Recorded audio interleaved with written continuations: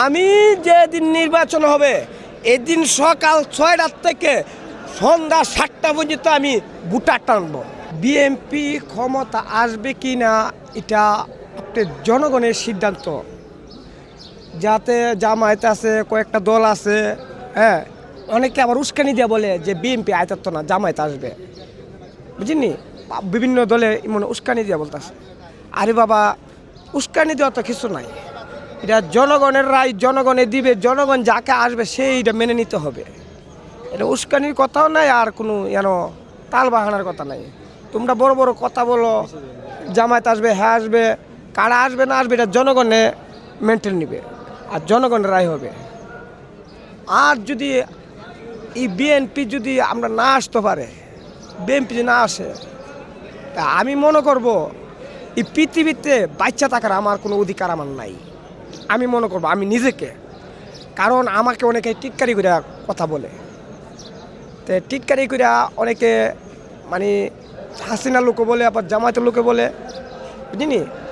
BNP আয়তাত্ত না। আর BNP আয়তাত্ত না আয়তাত্ত এটা ইতিহাসিক করতেছে।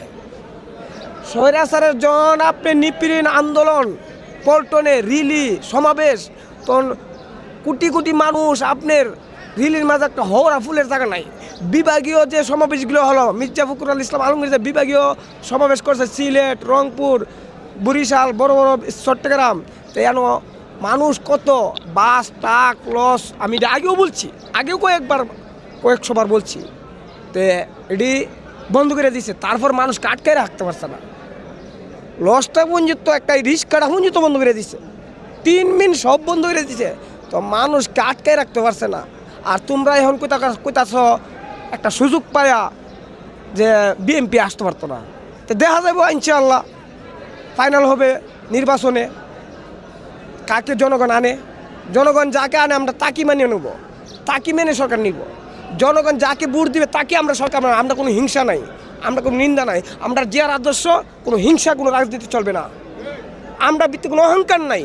জনগণ যাকে আনবে তাকে আমরা মেনে নিব, আমরা বুক ফুলা কইলাম, জনগণের রায়ে চলবে। তা 17 বছরে বিদেশে থেকে তার মা বাবার আদর্শ যে রাজনীতি আসছিল এটা তা পুরোটাই এবং হৃদয়ের স্থানে রেখেছে। আর সবচেয়ে বড় কথা হয়েছে যে আগামীতে বিএনপি আসে, তারেক রহমান অনেক পরিকল্পনা তার মনের ভিতরে রয়েছে।